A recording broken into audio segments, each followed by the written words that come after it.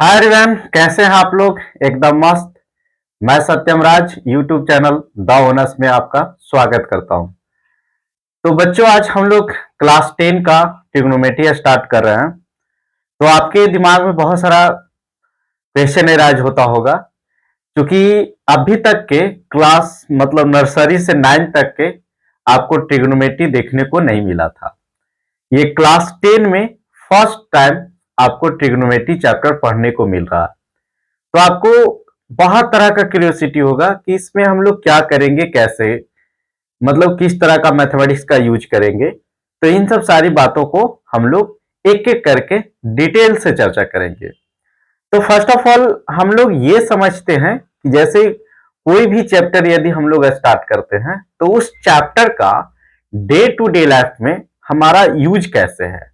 अगर जो वो चैप्टर का हमारा डे टू डे लाइफ में यूज समझ में आ जाएगा तो हम लोग जब उसको पढ़ेंगे ना तो थोड़ा इंटरेस्टेड हो जाएंगे, इंटरेस्ट हो जाएगा। ठीक है बच्चों, तो बिना टाइम गवाए हुए अब हम लोग समझते हैं कि ट्रिग्नोमेट्री का डे टू डे लाइफ में यूज कैसे है। तो बच्चों, जब हम लोग किसी चीज का हाइट मेजर करते हैं, जैसे पोल हो या आपका टावर हो, समझे, तो या हम लोग किसी चीज का डेप्थ मेजर करते हैं कि वो कितना डेप्थ है, तो वो जो हाइट डेप्थ ये सब जो मेजर करते हैं रिवर का, तो ये ट्रिग्नोमेट्री के ही हेल्प से हम लोग मेजर करते हैं। तो आपको ये बात समझ में नहीं आया होगा।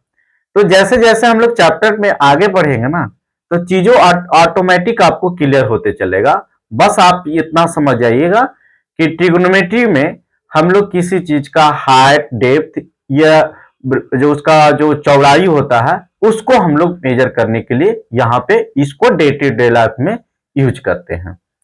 बच्चों, ट्रिग्नोमेट्री जो है, ट्रिग्नोमेट्री वर्ड, ये ट्रिग्नोमेट्री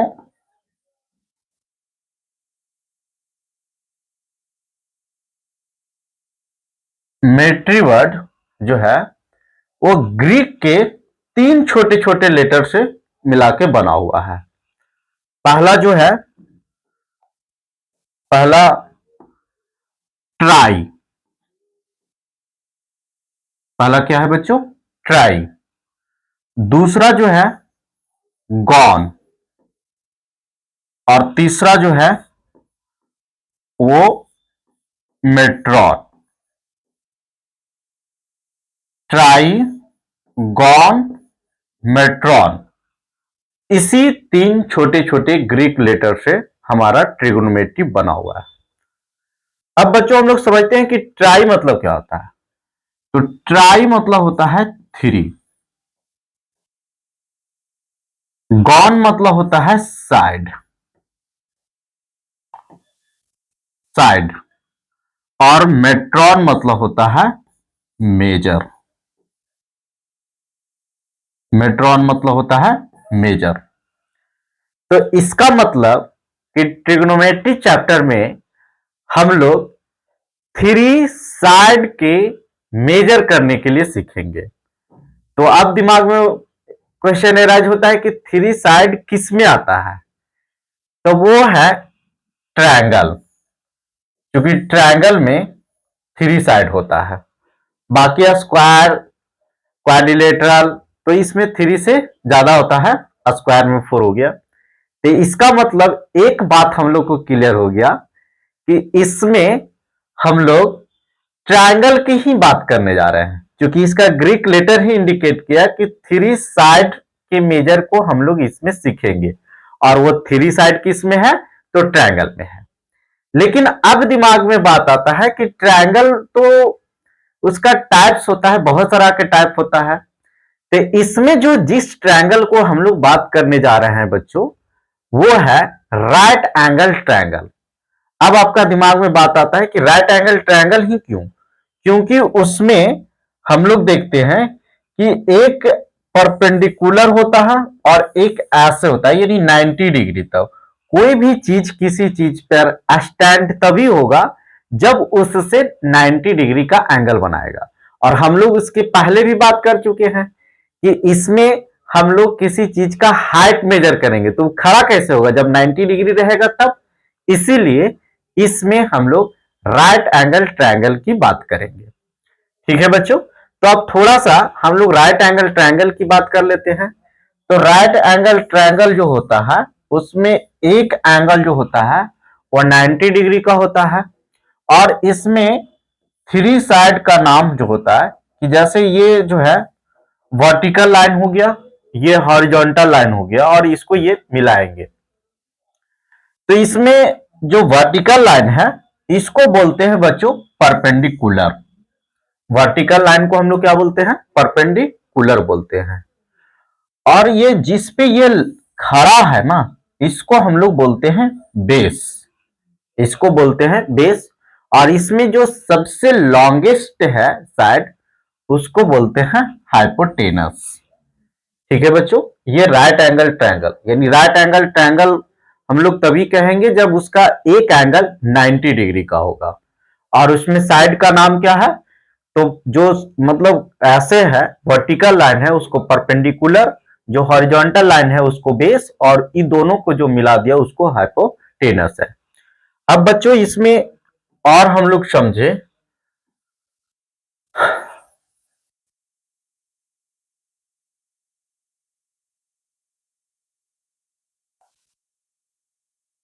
तो देखिए जैसे ऐसे इसको लिख दिए तो ये राइट एंगल ट्रायंगल है। ठीक है, ये ऐसे है और जिस पे ये खड़ा है उसको हम लोग बेस बोल दिए, यानी ये बेस हो गया, ये परपेंडिकुलर हो गया और ये हाइपोटेनस हो गया। अब इसको ना जो ऐसे है इसको हम लोग ऐसे कर दिए, यानी ऐसे करके, और ये जो हो गया यहां से ये ऐसे हो गया तो इसको ऐसे हम लोग चेंज कर दिए। यानी कह सकते थे कि ये जो परपेंडिकुलर था वो बेस हो गया। ठीक है, ऐसे खड़ा किए, और जो बेस था वो परपेंडिकुलर लेकिन हाइपोटेनस वही रह गया। यानी हम लोग यहां से ये समझे कि परपेंडिकुलर और बेस ये इंटरचेंज होते रहेगा। ठीक है बच्चों, यानी परपेंडिकुलर बेस में और बेस परपेंडिकुलर में। ठीक है, बाकी हाइपोटेनस जो होगा वो फिक्स्ड होगा, हाइपोटेनस जो होगा वो नेवर चेंज, वो नहीं बदलेगा, नेवर चेंज। लेकिन परपेंडिकुलर और बेस जो है ना वो चेंज है।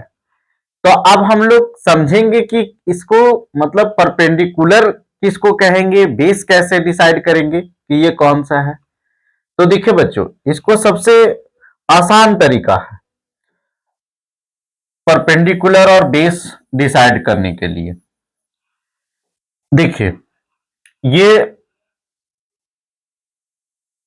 राइट एंगल ट्रायंगल है और इसमें तो एक फिक्स्ड है 90 डिग्री। तो अगर जो हम लोग ये थीटा दे दिए, ये एंगल थीटा है, तो थीटा के जो सामने वाला साइड होगा ना ये हमेशा परपेंडिकुलर हो, ये क्या होगा, हमेशा परपेंडिकुलर होगा। थीटा के सामने वाला साइड को हमेशा हम लोग क्या करेंगे, परपेंडिकुलर। वो चाहे जैसे बने, ऐसे या ऐसे करके ऐसे, जहां भी ये थीटा देख लेंगे और ये थीटा के सामने वाला मतलब एक एंगल को इंडिकेट कर देंगे। जैसे यहां यदि थीटा, थीटा कहने का मतलब इस एंगल से यदि देखना चाहेंगे तो जिस एंगल से देखेंगे वो हमेशा जो उसके सामने वाला जो साइड होगा वो परपेंडिकुलर होगा। ठीक है, यदि मैं यानी कहने का मतलब कि यदि ये यहां थीटा लेकर और इसमें ट्रायंगल में बात कर रहे हैं तो ये सामने वाला ये परपेंडिकुलर हो गया। यानी एंगल सी के लिए हम लोग अगर जो थीटा हटा देते हैं, कंफ्यूज हो रहा है तो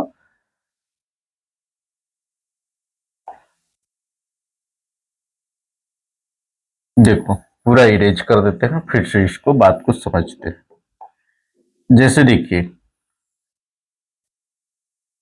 ये राइट एंगल ट्रायंगल हो गया, ये ए हो गया, ये बी हो गया और ये सी हो गया। तो एंगल देखिए, जिस एंगल से देखेंगे उसके सामने वाला जो साइड होगा वो हमेशा परपेंडिकुलर होगा। यही बात आपको ध्यान में रखना है। तो देखिए, जैसे एंगल सी से देख रहे हैं तो इसके लिए परपेंडिकुलर जो हो गया वो ए बी हो गया, यानी ए बी जो बच्चों हो गया वो परपेंडिकुलर हो गया। ठीक है। और बीसी जो हो गया वो क्या हो गया, बेस हो गया। हाइपोटेनस तो चेंज नहीं होगा। अगर जो इसी ट्रायंगल में एंगल ए से देखते हैं, एंगल ए के लिए जो परपेंडिकुलर का जो काम किया वो बीसी कर दिया। ठीक है बच्चों, यानी एंगल यहां से देखेंगे तो परपेंडिकुलर कौन हो जाएगा, बीसी। और एंगल, अच्छा, और बेस कौन हो जाएगा, तो जब बेस ये एक साइड हम लोग डिसाइड कर लिए कि ये परपेंडिकुलर हो गया तो दूसरा जो बच जाएगा वो क्या हो जाएगा, बेस हो जाएगा। ठीक है बच्चों, यानी यहां से हम लोग एक बात ये सीखे कि राइट एंगल ट्रायंगल में परपेंडिकुलर, हाइपोटेनस और बेस में बेस जो होता है और परपेंडिकुलर वो एक दूसरे में इंटरचेंज होता है, और हाइपोटेनस जो होता है वो फिक्स्ड होता है। अब हम लोग डिसाइड कैसे करेंगे कि कौन बेस है और कौन परपेंडिकुलर है। तो अगर जो हम लोग जिस एंगल से कंसीडर करेंगे, एंगल देखने का तरीका आपको कुछ देर में ही समझ में आने लगेगा। बस अभी ये इंडिकेट कीजिए कि यहां से यदि हम लोग बात करेंगे इस एंगल से, तो जिस एंगल से बात करेंगे उसके सामने वाला साइड जो होता है वो हमेशा परपेंडिकुलर है।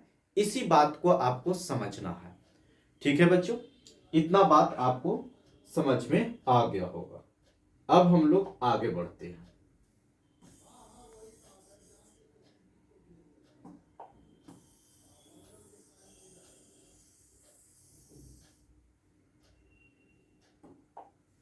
देखो बच्चों, अब हम लोग राइट एंगल ट्रायंगल है तो इसका जो ट्रिग्नोमेट्री हम लोग पढ़ रहे हैं, तो ये आपको एक टॉपिक आएगा ट्रिग्नोमेट्री रेशियो। ठीक है, तो अब हम लोग ये जो हमारा दिया हुआ है P, यानी राइट एंगल ट्रायंगल में P B H तीन साइड है। तीनों को हम लोग कितना रेशियो लिख सकते हैं, यानी रेशियो कहने का मतलब आपको पता ही होगा कि डिवाइड के फॉर्म में कैसे लिख सकते हैं। तो एक दिमाग हुआ कि P को हम लोग H से डिवाइड दे दिए, ये एक रेशियो निकल गया। फिर हम लोग को दिमाग में बात आया कि नहीं, B से हम लोग H को डिवाइड दे दिए, एक ये रेशियो हो गया। फिर क्या हुआ कि नहीं, P को B से डिवाइड दे देंगे। ठीक है, फिर क्या दिमाग में बात आया कि B को P से डिवाइड दे देंगे। फिर इसका उल्टा लिख देंगे, H को P से डिवाइड दे देंगे। B को H से, तो H को B से डिवाइड दे दिए। ठीक है बच्चों, यानी अगर जो देखिए ऐसा समझिए, आप खाली मेरे साथ बने रहिए, एकदम एक एक चीज को क्लियर करेंगे। ऐसे समझिए कि इस राइट एंगल ट्रायंगल में, राइट एंगल ट्रायंगल की ही क्यों बात करते हैं ट्रिग्नोमेट्री में, तो ये बात आपको एकदम समझ में आ गया होगा। ठीक है, तो राइट एंगल ट्रायंगल में P B H तीन साइड है, तो तीन साइड को हम लोग रेशियो के फॉर्मेट में यदि आपको लिखने के लिए बोल दिया जाए या लिखने कह दिया जाए तो कैसे कैसे लिख सकते हैं। तो हम लोग तीनों के बीच में ही सिर्फ रेशियो लिखना है। तो हम लोग को दिमाग में आया कि P को H से डिवाइड दे दीजिए, ये भी एक रेशियो हो गया। B को H से डिवाइड दे दीजिए, P को B से, B को P से, H को P से और H को B से, इतना। अब इसके अलावे और कोई रेशियो आप जानते हैं तो लिख सकते हैं, तो बस यही फिक्स है इतना। और कैसे लिख सकते हैं, किसी को सबसे तो लिख लिए कि सबको डिवाइड दिए। तो इन जो रेशियो को हम लोग डिसाइड किए ना, ये जो रेशियो हम लोग देखे इसका अलग अलग नाम है। यानी परपेंडिकुलर को हाइपोटेनस के से डिवाइड दिए और ये जो रेशियो निकल के आया उसको हम लोग बोल दिए साइन थीटा। Sine theta. अब दिमाग में आपका आ रहा होगा कि थीटा क्या है, तो थीटा जो है वो एंगल है। थीटा क्या है, एंगल है। समझे बच्चों, थीटा जो है एंगल है। और अगर जो b को h से डिवाइड दिए और ये जो रेशियो निकल के आया इसको हम लोग बोलते हैं cos थीटा। ठीक है, कोई पूछेगा साइन थीटा क्या है, तो अगर जो हाइपोटेनस को परपेंडिकुलर को हाइपोटेनस से डिवाइड देते हैं और वो जो रेशियो निकल के आता है उसी को हम लोग बोलते हैं साइन थीटा। सेम उसी प्रकार यदि बेस को हाइपोटेनस से डिवाइड दिए और वो जो रेशियो निकल के आया इसको हम लोग बोलते हैं कॉस थीटा। उसी प्रकार अगर जो परपेंडिकुलर को बेस से डिवाइड दिया और ये जो रेशियो निकल के आया इसको बोलेंगे टैन थीटा। ठीक है, और अगर जो बेस को परपेंडिकुलर से डिवाइड दिए और ये जो रेशियो निकल के आया इसको यहां लिख देते हैं, इसको बोलते हैं कॉट थीटा। थीटा इसलिए लिख रहे हैं बच्चों कि अभी जो एंगल देखने के लिए बताया वो सब यहां से देख रहे हैं थीटा से, उसके अकॉर्डिंग ये सारा लिखा जा रहा है। और अगर जो h को p से डिवाइड देते हैं तो इसको बोलते हैं, थोड़ा डिस्टेंस बना लिया जाए, इसको बोलते हैं कॉसेक थीटा। इसको बोलते हैं कॉसेक थीटा। और एक रेशियो और क्या था कि अगर जो h को b से डिवाइड तो हो गया था, यानी h को b से डिवाइड देंगे तो इसको बोलते हैं सेक थीटा। इसको बोलते हैं क्या बच्चों, सेक थीटा। यानी जो अब हम लोग ये रेशियो जो लिखे थे उसका सबका अलग अलग, ये हालांकि ये साइन ऐसे नहीं आता है, ये ग्रीक लीटर में साइनिक होता है, लेकिन इसको हम लोग ऐसे जनरली यूज करते हैं, मतलब इसी फॉर्मेट में इसको यूज किया जाएगा। तो यानी इस सब जितना भी रेशियो हम लोग इसमें पॉसिबल रेशियो लिखे वो सब का एक एक नाम हुआ और इसी को हम लोग कहते हैं 6 ट्रिग्नोमेट्री रेशियो। यानी जो हम लोग पीबीएच के 6 रेशियो डिसाइड किए, इसीलिए इसको 6 ट्रिग्नोमेट्री रेशियो ही हम लोग को पढ़ना है। ठीक है बच्चों, तो ये बात समझ में आ गया। लेकिन ये जो ना हौच पौच है, जैसे आपको ये क्लियर नहीं हो रहा कि किसको किस से डिवाइड दे तो उसको क्या बोलेंगे। अब इसको हम लोग ट्रिकली समझते हैं।